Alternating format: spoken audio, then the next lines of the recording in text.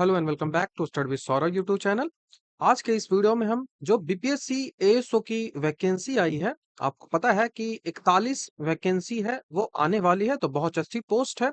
तो इसका पीवाईक्यू को हम डिस्कस कर रहे थे कि जो पीवाईक्यू है वो कैसा पूछा जाता है, उसके कट ऑफ है, उसका नोटिफिकेशन है, कब आने वाला है। इन सब के बारे में मैंने ऑलरेडी आपको वीडियो पे बता दिया है। मेरे चैनल पे ये सारे वीडियोज आपको मिल जाएंगे, जाके आप चेक कर लोगे यदि आप नए हो तो इसमें हम पीटी का जो 2023 का क्वेश्चन है वो देखने वाले हैं। मैं आपको बता दूं कि यहाँ पे जो क्वेश्चंस है वो 2014 में इसकी परीक्षा हुई है। असिस्टेंट उस समय बोला जाता था इसको। उसके बाद 2019 में इसकी परीक्षा हुई है। उसके बाद इसकी परीक्षा जो है वो 2023 में हुई है। और देन इसकी परीक्षा जो है वो 2025 में होने वाली है। इसमें जो है वो आपको 41 पोस्ट मिलेगा। यहाँ पे 44 पोस्ट आया था। और इन दोनों के बारे में अभी जानकारी मुझे नहीं है कि कितनी पोस्ट आई थी। इनका जो कट ऑफ है वो भी मैंने बता दिया था कि प्री का कट ऑफ अराउंड 123 या 24 गया था यूआर का। और मेंस का जो कट ऑफ है, जो फाइनल कट ऑफ है, वो यूआर का 119 गया था। तो ये फाइनल कट ऑफ है। इसके बारे में डिटेल से आपको वीडियो भी मेरे चैनल पे मिल जाएगा। तो हमने अभी तक क्वेश्चन जो है वो डिस्कस कर लिया है। सारे क्वेश्चंस मैंने डिस्कस कर लिया है। 2014 का प्री मैंने कर लिया है। 2014 का मेंस जो है वो कल तक मैं अपलोड कर दूंगा। 2023 का मैंने प्री आज डिस्कस कर रहा हूँ और इसका मेंस मैंने ऑलरेडी डिस्कस कर दिया है। उसके बाद 2019 का प्री मेंस बचेगा, तो इनको भी मैं डिस्कस कर लूंगा। मैं आपकी पूरी हेल्प करने का प्रयास करूंगा, जिससे आपके सिलेक्शन में मेरा योगदान जो है वो थोड़ा बहुत भी रह सके, तो वो मेरे लिए खुशी की बात होगी। तो यह जो पेपर है वो 28 अप्रैल 2023 को हुआ था। इसका जो पीडीएफ है, यदि आप चाहिए, आपको इसका पीडीएफ चाहिए ऑफिशियल आंसर की कैसे है, ऑफिशियल आंसर की जो भी बीपीएससी का आता है, उस बीपीएससी के ऑफिशियल आंसर की इससे मैं इस जो है वो वीडियो में सारे आंसर आपको बताऊंगा विथ डिटेल्ड एक्सप्लेनेशन। तो ये जो पीडीएफ यदि आपको इसको चाहिए, तो इसका पीडीएफ आपको मेरे टेलीग्राम चैनल पे मिल जाएगा। टेलीग्राम चैनल को ज्वाइन कर लीजिए। उसका जो लिंक है ना, पीडीएफ का लिंक है, वो मैं आपको डिस्क्रिप्शन में दे दूंगा। जब उस लिंक पे आप क्लिक करिएगा तो आप सीधे मेरे टेलीग्राम चैनल पे चले जाइएगा। तो आपको उस लिंक से इस पीडीएफ को डाउनलोड कर सकते हो, ठीक है। बाकी और सारे जो पीडीएफ्स हैं पीवाईक्यू के, वो सारे आपको यहाँ पे मिल जाएंगे, ठीक है। तो बिना देर किए चलिए हम वीडियो की शुरुआत कर लेते हैं। तो हम 51 नंबर जो प्रश्न है वहाँ से स्टार्ट कर रहे हैं इसको। तो भारत का नेपोलियन किसे कहा जा रहा है, जीके के सेक्शन से हम स्टार्ट कर रहे हैं, क्योंकि जो मैथ्स है और रीजनिंग है उनमें कुछ नहीं है, वो आपको आते ही होंगे। तो हम जीके के जो सेक्शन है उनको डिस्कस करेंगे यहाँ पे। तो भारत का नेपोलियन जो है वो किसे कहा गया है, तो ये आसान सा सवाल था। समुद्रगुप्त को भारत का नेपोलियन कहा गया था। उसके बाद जो 52 नंबर का सवाल है वो है कि मौर्य के अंतर्गत, ठीक है, मौर्य प्रशासन के अंतर्गत जो भौतिक संस्कृति के प्रसार में कौन सहायक होता था, ठीक है। तो जब व्यापारी इधर उधर जो भ्रमण करते थे, तो उससे तो संस्कृति का प्रभाव होता ही था, बौद्ध साधुओं से भी होता था। तो ये डाउट एक था कि प्रशासक होता था कि नहीं, तो आयोग ने उत्तर जो है उपयुक्त सभी को माना है।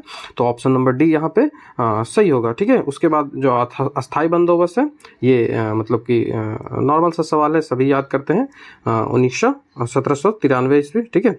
उसके बाद किसने प्रसन्नतापूर्वक 1907 में सूरत में कांग्रेस की फूट को हमारे लिए एक महान जीत के रूप में व्याख्या की थी, तो ये आसान सा सवाल था, लॉर्ड मिंटो ने, ठीक है।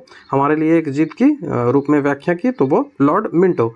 ये जो प्रश्न है इसमें आपको प्रश्न पत्र में कथन से रिलेटेड कई सारे सवाल पूछे गए हैं, जो कि कंफ्यूजिंग भी थे और लगभग जो सामान्यतः किताबों में उन सबको आपको पढ़ने के लिए नहीं मिलता है उन सब के बारे में, तो समस्या वहाँ हो जाती थी, ठीक है। तो ये इसके जो 56वां नंबर का प्रश्न है उसका उत्तर लॉर्ड मिंटो होगा। नेक्स्ट सवाल जो हमारे पास है कि फिरोज तुगलक के दौरान नहरों के बनाने और रख रखाव के खर्च के लिए किसके द्वारा ये खर्च जो है वो वहन किया जाता था। तो मैंने पहले बताया था कि ये अधिकारियों के द्वारा किया जाता था वहन, लेकिन ये गलत है, ठीक है। आयोग ने इसका आंसर जो है वो काश्तकारों को माना है, ठीक है। तो फिरोज तुगलक के दौरान नहर बनाए जाते थे, ये तो आपको पता होंगे, लेकिन उनके रख रखाव और खर्च का जो वहन है वो कौन करता था, तो वो काश्तकारों के द्वारा किया जाता था, ठीक है।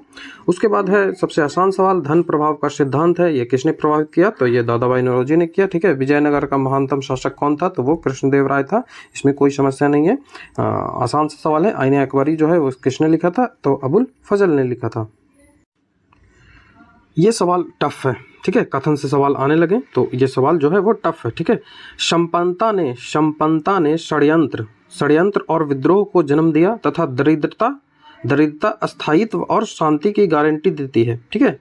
जो संपन्नता है वो षड्यंत्र और विद्रोह को विद्रोह को जन्म दिया, ठीक है। जो कोई व्यक्ति संपन्न होता है तो उसमें षड्यंत्र होने लगता है, जैसे कि राजा हुआ करते थे वो संपन्न होते जा रहे हैं तो उनके जो परिवार हुआ करते थे उनमें षड्यंत्र होता था, विद्रोह होता था, तथा दरिद्रता अस्थायित्व और शांति की गारंटी देता है, ठीक है। तो ये किसने कहा ये कथन, तो ये जियाउद्दीन बर्नी ने कहा था, ठीक है। जियाउद्दीन बर्नी ने कहा था, ये पहले भी मैंने यही बताया था, ठीक है। तो ये जियाउद्दीन बर्नी का कथन है।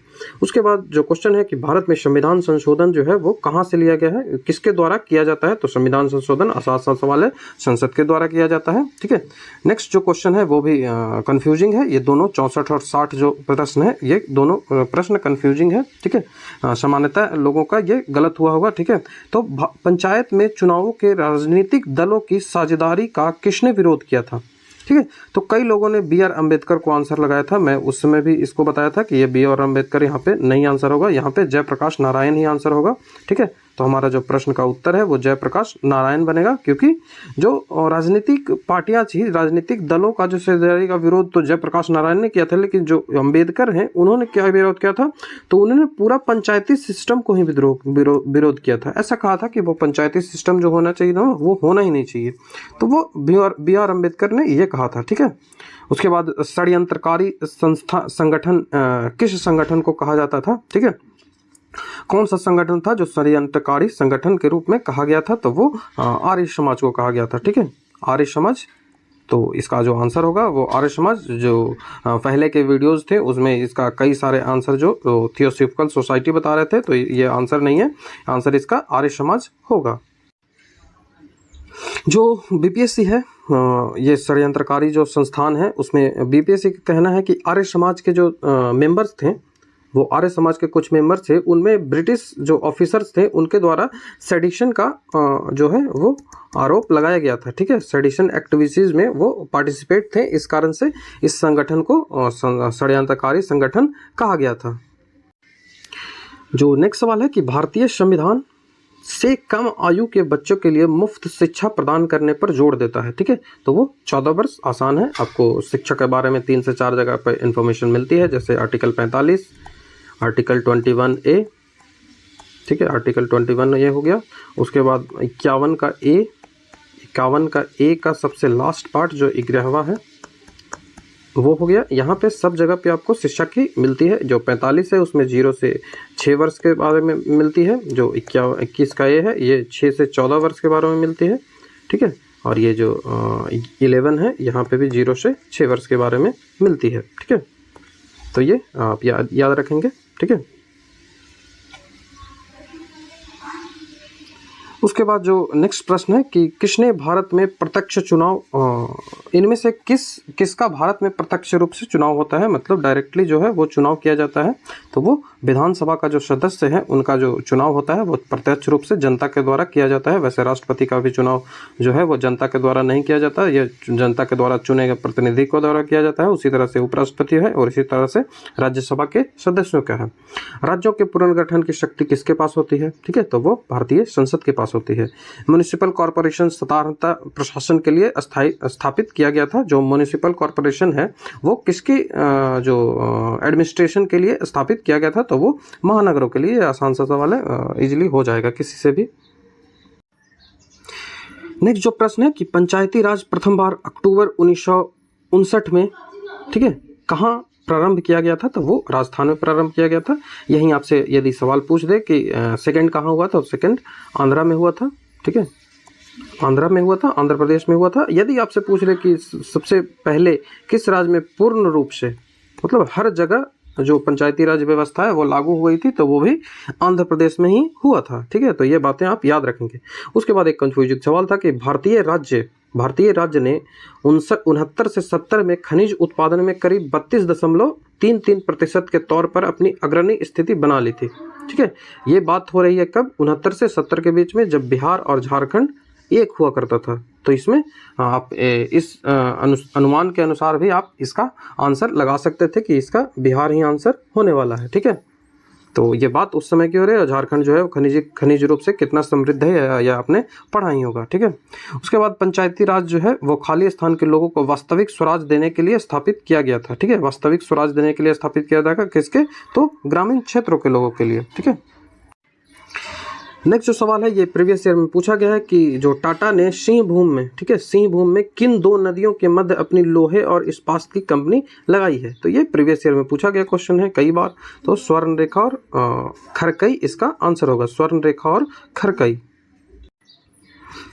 जो नेक्स्ट सवाल है वो है कि हरित क्रांति मुख्य रूप से सीमित थी, तो खाद्यान्न फसलों तक ही सीमित थी, उसमें व्यापारिक फसलों पे कोई बात नहीं की गई थी। खाद्यान्न और व्यावसायिक फसलों पे कोई बात नहीं थी इसमें, और फल और खाद्य फसलों पे तो थी लेकिन फल पे नहीं थी। तो ये इसमें खाद्य फसलों पे थी, जिसमें खास करके गेहूं और चावल पे बात की गई थी। ठीक है, व्हीट और राइस पे बात की गई थी। ठीक है, और उसके बाद जो भारत का संविधान जो है वो कैसा है, तो उधार का एक बोरा है। ठीक है, उसके बाद भारत में सिंचाई का महत्वपूर्ण स्रोत कौन सा है, तो उपयुक्त तो सभी हैं। नहरों से भी सिंचाई की जाती है, कुएं से भी सिंचाई की जाती है, तालाबों से भी सिंचाई की जाती है। तालाबों से सबसे ज़्यादा सिंचाई जो होता है वो तमिलनाडु में होती है, ये आप याद रखेंगे। वैसे सबसे ज़्यादा सिंचाई जो है वो यूपी है, ये आपको पता होना चाहिए। उसके बाद जो सबसे टफ सवाल अभी तक का था वो यही है। ठीक है, ऐसे 3-4 सवाल आपको मिल जाएंगे कथन से रिलेटेड।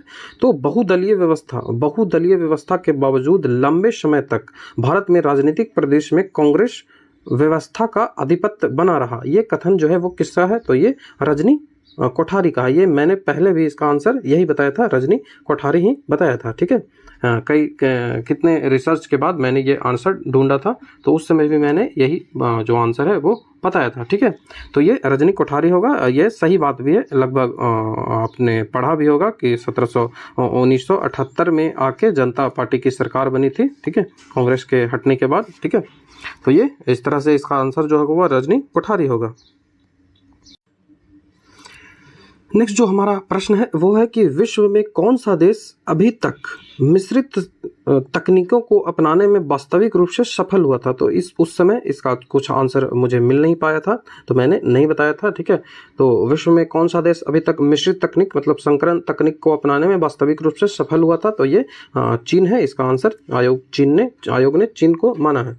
भैंसों के उत्तम नस्ल जो है वो मुर्रा, वो कहाँ पाई जाती है, तो मुर्रा जो है पंजाब और हरियाणा क्षेत्र में पाई जाती है। उसके बाद है पूछा गया था आपसे फैक्चुअल सवाल, 2011 की जनगणना के अनुसार भारत में बीपीएल की जो प्रतिशतता है वो कितनी है, तो ये इजी सवाल था, 22%। ठीक है, आवर्तन के आधार पर ज्वालामुखियों को किसमें वर्गीकृत किया गया है, तो ज्वालामुखी जो है वो सक्रिय होते हैं, निष्क्रिय होते हैं और विलुप्त होते हैं। ठीक है, एक्सटिंक्ट, एक्टिव एंड डोरमेंट। ठीक है, 3 टाइप के होते हैं।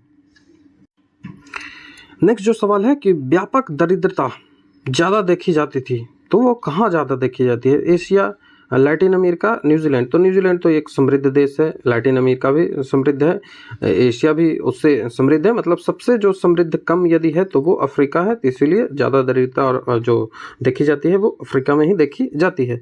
गोदावरी, कृष्णा और कावेरी नदियां हैं, ये दक्षिण भारत की नदियां हैं, ये आसान सा सवाल है। उसके बाद विश्व की जनसंख्या भारत का स्थान किस देश के बाद आता है, तो सबसे जो चीन सबसे ज़्यादा था, लेकिन हाल ही में जो डेटा है वो बदल गए हैं। लेकिन यहाँ पे हमारा जो प्रश्न है वो 2020 से पहले का है, तो इजीली आप इसे चीन मार्क कर सकते हो। उसके बाद यहाँ पे जो सवाल है वो योजना आयोग की स्थापना के साथ ही भारत में आर्थिक योजना का युग प्रारंभ हुआ। ठीक है, कब, ठीक है, योजना का युग प्रारंभ हुआ, तो कब हुआ था, तो वो 1950 में हुआ था। ठीक है, 1950 इसका आंसर बनेगा।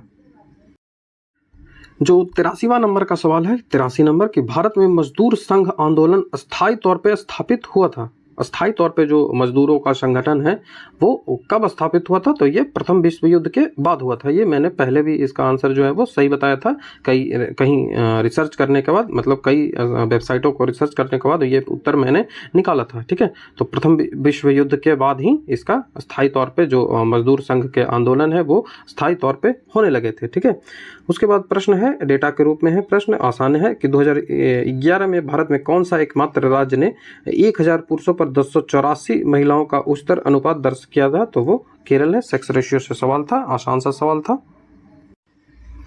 नेक्स्ट जो सवाल है कि भारतीय राष्ट्रवादी नेताओं, ठीक है, भारतीय राष्ट्रवादी नेताओं ने 1880 से 1905 के मध्य आर्थिक नीतियों को प्रकृति का भारत में आर्थिक राष्ट्रवाद के युग के रूप में चरित्र चित्रण किया है, यह किसने कहा है? एक बार फिर से पढ़ लें कि भारतीय राष्ट्रवादी नेताओं ने 1880 से 1905 के मध्य आर्थिक नीतियों की प्रकृति का भारत में आर्थिक राष्ट्रवाद के युग के रूप में चरित्र चित्रण किया है। मतलब जो भारत में आर्थिक नीतियां, जो उसकी जो नेचर थे, उसके जो प्राकृतिक थे, वो भारत में आर्थिक राष्ट्रवाद के युग थे, ठीक है, उसके रूप में चरित्र चित्रण किसने कहा है? तो ये बिपिन चंद्रा ने कहा है। ये मैंने पहले भी इसका उत्तर सही ही बताया था, ठीक है। उसके बाद जो नेक्स्ट सवाल है कि पानी द्वारा उत्पन्न बीमारियों का सीधा प्रभाव किसके लिए जिम्मेदार है? ठीक है, पानी के द्वारा जो उत्पन्न बीमारियां हैं, जो इलनेस होती है, पानी के कारण जो डिजीजेज होती हैं, वो सीधा किस में प्रभाव होता है? तो जो अतिसार बीमारी है, ये भी पानी से होते हैं। आंतज्वर और पैरा टाइफाइड, ये सब बीमारियां जो है वो पानी के कारण ही होती है। तो ऑप्शन नंबर डी इसका आंसर बनेगा। जो नेक्स्ट सवाल है कि रेलवे किस काल के लिए एक वास्तविक वरदान थी? ठीक है, रेलवे किस काल के लिए एक वास्तविक वरदान थी? तो जनसंघर्ष नहीं होगा, ठीक है। इसका जो उत्तर सबसे पहले आप देख ले कि द्वितीय विश्व युद्ध के बाद जो है दूसरे विश्व युद्ध के लिए वास्तविक वरदान थे, क्योंकि इस समय जो इंग्लैंड था उसको डिप्लॉयमेंट करने में आसानी होती थी, जो फूड हैं उनको पहुंचाने में आसानी होती थी, और कई सारे जो चीज़ें होती हैं युद्ध में, उन सब के लिए रेलवे एक ट्रांसपोर्टेशन के रूप में काम करता था।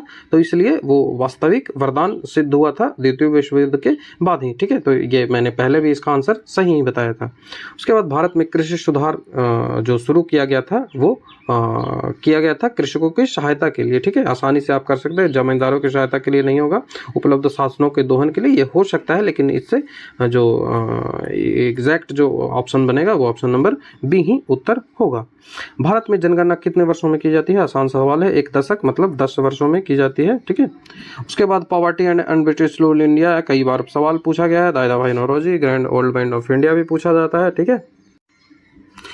नेक्स्ट जो सवाल है कि 1 मार्च 2023 को फिक्की के जो महासचिव के रूप में नियुक्त किया गया है, किसे? ये सवाल अच्छा था, शैलेश पाठक। कई जो प्रश्न के उत्तर जो थे वो अरुण चावला लगाए थे, लेकिन इसका जो शैलेश पाठक इसका आंसर होगा, क्योंकि 1 मार्च से ही ये इनका नियुक्ति हुआ था। जो कॉप 27 है, ये कहाँ हुआ था? तो कॉप 27 मिस्र का जो शर्म शेख था वहाँ पे हुआ था। आप जानते होंगे शर्म शेख में ये हुआ था। नेक्स्ट जो प्रश्न है कि वर्ष 2022 में कुल कितने व्यक्तियों को पद्म पुरस्कार से सम्मानित किया गया है? पद्म पुरस्कार 3 टाइप के होते हैं, आप जानते हैं। तो टोटल 128 व्यक्तियों को सम्मानित किया गया था। नेक्स्ट जो सवाल है कि कौन सा केंद्रीय मंत्रालय स्मार्ट समाधान, चुनौती और समावेशी शहर पुरस्कार प्रदान करता है? तो शहर से संबंधित है, तो आवास एवं शहरी मंत्रालय जो है उन्होंने ही इसको स्टार्ट किया था, ठीक है। उसके बाद भारत में निम्नलिखित में से किस देश ने फीफा अंडर-70 जो है वो महिला विश्व कप 2022 को जीता था? ये भारत में हुआ था, आपको पता होगा, तो आप पता होना चाहिए था कि कौन सा देश ने जीता है। तो ये स्पेन ने जीता था। जो नेक्स्ट सवाल है कि कार्बन मुक्त परमाणु, अब हम साइंस के सवाल आ रहे हैं, ठीक है, साइंस के सवाल आ रहे हैं। तो कार्बन मुक्त परमाणु ऊर्जा से उत्पन्न होने वाले हाइड्रोजन का क्या नाम है? ठीक है, कार्बन मुक्त परमाणु से जो ऊर्जा इमिशन होता है, एनर्जी इमिशन होता है, उसके उस जो हाइड्रोजन है उसका नाम क्या है? तो वो पिंक हाइड्रोजन, उसका नाम है गुलाबी हाइड्रोजन। किस देश ने आर्टिफिशियल इंटेलिजेंस में जिम्मेदार प्रगति पर सहयोग करने के लिए यूरोपीय संघ के साथ समझौता पर हस्ताक्षर किया है? तो ये यूएसए ने किया था। काफ़ी ये न्यूज़ में रहा था, इस कारण से ये सवाल पूछा गया था। नेक्स्ट सवाल है किस राज्य ने राज्य में आरक्षण बढ़ाकर 76% करने के लिए विधेयक पारित किया था? करंट अफेयर का सवाल है, तो छत्तीसगढ़ ने पास किया था। नेक्स्ट सवाल है कि Indian institute of democratic leadership ने किस राज्य में भारत के पहले मॉडल G20 शिखर सम्मेलन की मेजबानी की थी? तो वो महाराष्ट्र में की थी, ठीक है। ये महाराष्ट्र में करंट अफेयर का सवाल था। चैत्य भूमि किस नेता का समाधि स्थल है? तो वो डॉक्टर भीमराव अंबेडकर का है। नेक्स्ट सवाल है कि निम्नलिखित में से थर्मल पावर प्लांट में किस एक का प्रयोग किया जाता है? तो ये जीवाश्म ईंधन मतलब फॉसिल फ्यूल का प्रयोग किया जाता है, क्योंकि थर्मल पावर में कोयले का प्रयोग किया जाता है, ठीक है। कोयले का प्रयोग किया जाता है, ये आप जानते होंगे। कई जो उत्तर हैं वो न्यूक्लियर स्टेशन इसको समझकर यूरेनियम भी लगा दिए थे, लेकिन इसका जो आंसर होगा वो फॉसिल फ्यूल होगा। तो आंसर जो ऑप्शन नंबर डी इसका आंसर होगा। उसके बाद जो चुंबकीय बल रेखाएं हैं निम्नलिखित में से किससे निकलती है, तो वो उत्तरी ध्रुव से निकलती है और दक्षिणी ध्रुव पे जाके मिलती है। ठीक है, ऐसा आपने देखा होगा कि इस तरह से निकलती है, इस तरह से मिलती है। ये आपने ये पिक्चर जो है वो देखा होगा। ठीक है,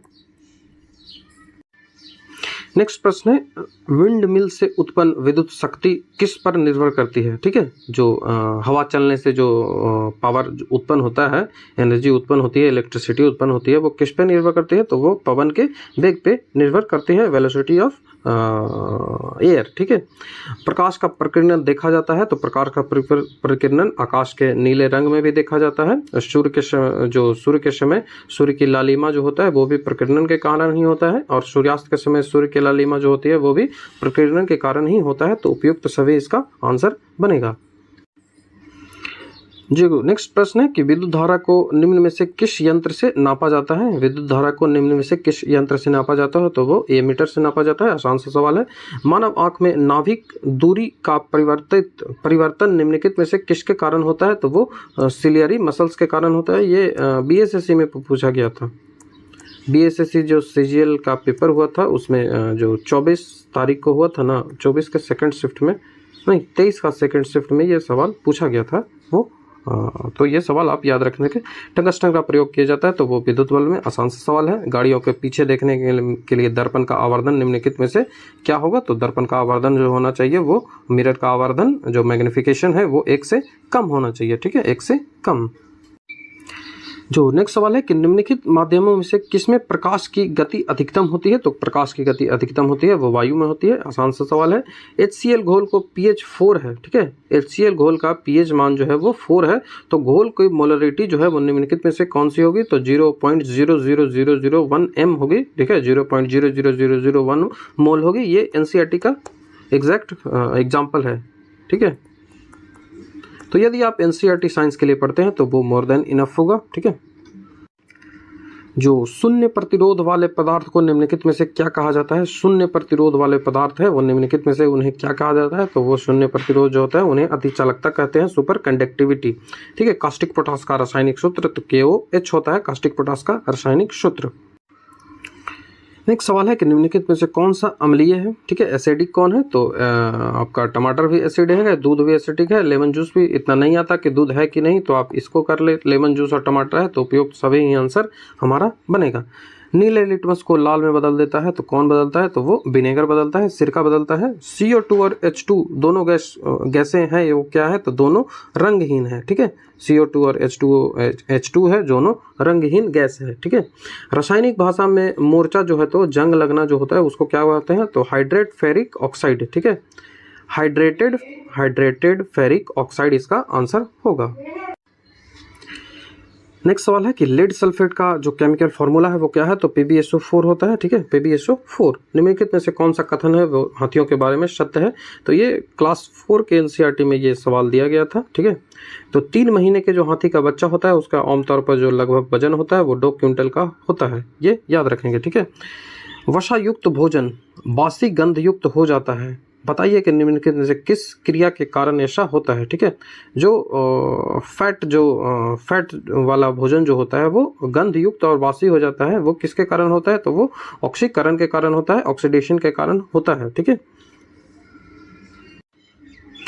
नेक्स्ट जो सवाल है कि निम्नलिखित में से कौन सा है वो गर्म खून प्राणी है। ठीक है, जिसका खून जो है वो गर्म होता है, तो वो कबूतर का होता है। ठीक है, कबूतर का जो होता है वो वार्म ब्लडेड एनिमल, जो एनिमल वो वार्म ब्लडेड कबूतर है।